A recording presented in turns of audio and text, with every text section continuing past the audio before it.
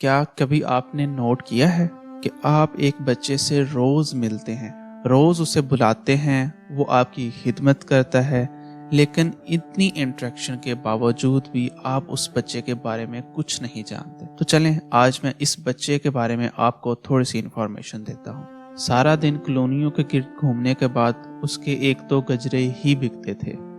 उसके कच्चे जहन में एक बात तो बैठ गई कि गजरे बड़ी बड़ी गाड़ियों और सूट बूट वाले लोग ही लेते हैं। अपनी इस छोटी सी सोच को लेके कर्मो इस दफा एक चौक में खड़ा हो गया गजरे बेचने के लिए। आज के इस मॉडर्न दौर में सबकी मजबूरियां और मसरूफियात इतनी ज्यादा बढ़ गई हैं कि हम रुक के फूलों की खुशबू तक लेना पसंद नहीं करते। गजरे ले लो, गजरे ले लो, गजरे ले लो। इसी मसरूफ दुनिया को कर्मो फूलों से महकाना चाहता था और लोगों को फूल बेचने की कोशिश कर रहा था, लेकिन किसी ने उसकी कहाँ सुननी थी। जब कर्मो हर तरफ से नाउमीद हो गया तो उसने फैसला किया कि वो फूलों वाली गली की तरफ अपना रुख करे और वहां जाके शायद उसे कोई अच्छा ग्राहक मिल जाए और उसके गजरे सेल हो जाए। तो कर्मो तेजी से फूलों वाली गली की तरफ चला गया। जैसे ही कर्मो फूलों वाली गली में पहुंचा तो उसे एक बड़ी फूलों वाली दुकान के सामने गाड़ी रुकते हुए नजर आई।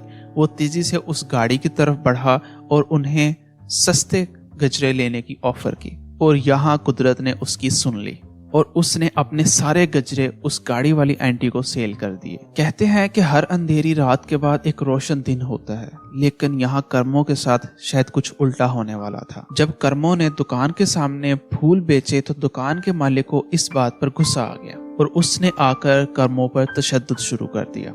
इस तशद्दुद की वजह से कर्मो बेहोश हो गया। ये सब माजरा कार में बैठी हुई आंटी ने देखा तो वो फौरन भागकर बाहर आई। इतनी देर में वहां पर एक तमाशा लग गया। बहुत सारे लोग कर्मो के इर्द गिर्द जमा हो गए। हर कोई फिरऔन है अपने अपने दायराकार में। ये बात आज से 2 साल पहले मैंने किसी से सुनी थी। दोस्तों, ये बात हकीकत है। आप अपने इर्द गिर्द लोगों को देखें, जो पावरफुल लोग हैं वो हमेशा अपने से छोटे पर जुल्म करते हैं। जिसके पास जितनी पावर है वो उतना ही जुल्म अपने हिस्से का छोटे पर कर देता है। वो अपने दायरे में फिरऔन बन जाता है। शमीम नामी एंटी रहमदिल थी। उसका दुनिया को देखने का पॉइंट ऑफ व्यू डिफरेंट था। जाहिल इंसान बच्चे को क्यों मारा है? मैडम, ये हमारा ग्राहक खराब कर रहा था। शर्म करो, इसने तुम्हारे ग्राहक कैसे खराब कर दिए? अगर इस बच्चे पर तशद्दुद की वजह से मैं तुम पर पर्चा कटवा दूं तो सारी उम्र जेल में सरो गए। सोचो अगर तुम्हें कुछ हो जाए और कल को तुम्हारी औलाद इसी तरह सड़कों पर मांगने लगे। मुझे माफ कर दे मैडम। माफी मुझसे नहीं, इस मासूम से और अल्लाह से मांगो। उसने इस बच्चे को उठाकर अपनी गाड़ी में रखा और उसे हॉस्पिटल ले गई। कुछ 2 घंटे के बाद कर्मो को होश आया तो उसने जैसे आंखें खोली तो उसने अपने आप को हॉस्पिटल में पाया। अपने आप को हॉस्पिटल में देखकर वो परेशान हो गया और इर्द गिर्द देखने लगा और फौरन उठकर चलाने लगा।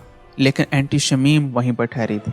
उन्होंने उसे हौसला दिया और उनसे बातें करने लगी। कर्मो मुसलसल घर जाने की जिद कर रहा था।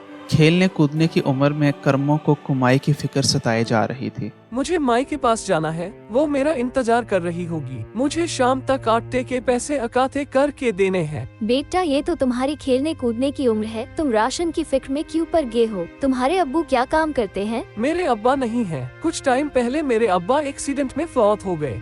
हम यतीम हो गए और दुनिया जालिम। ये बातें सुनकर शमीम आंटी को बहुत ज्यादा दुख हुआ और उसने फैसला किया कि वो कर्मों की हेल्प करेगी और कर्मों की ही नहीं बल्कि इस तरह के जितने भी बच्चे हैं उन सब की वो हेल्प करेगी किसी न किसी तरीके से। उसने कर्मों की अम्मा से मिलने का फैसला किया और उसके बाद पूरी फैमिली को अडॉप्ट करके अपने घर ले आई और आज कर्मों एक अच्छे स्कूल में पढ़ रहा है और इंशाल्लाह मुझे उम्मीद है कि ये कर्मों आने वाले दिनों में हमारे मुल्क के लिए एक कीमती असासा साबित होगा। तो दोस्तों, अगर आपने कभी किसी कर्मों की हेल्प की है तो मुझे कमेंट सेक्शन में लाजमी बताइएगा कि आपने किसी कर्मों की किस तरह हेल्प की है। और अगर नहीं की तो अपने इर्द गिर्द देखें, आपको हर जगह कहीं ना कहीं कर्मों नजर आएगा जो कि अपने हालात से मजबूर होकर कमाई की फिक्र में मुब्तला हो गया है। तो आपका और मेरा ये फर्ज बनता है कि हम कर्मों को कमाई की फिक्र से निकाल कर पढ़ाई की फिक्र में मुब्तला करें। मैं आप लोगों के लिए दुआ करूंगा कि आप इसी तरह दूसरों की हेल्प करते रहें और हमारी सोसाइटी ग्रो कर सके। अपना बहुत सारा ख्याल रखिएगा। जल्द ही मिलते हैं नई वीडियो के साथ। खुदा हाफिज।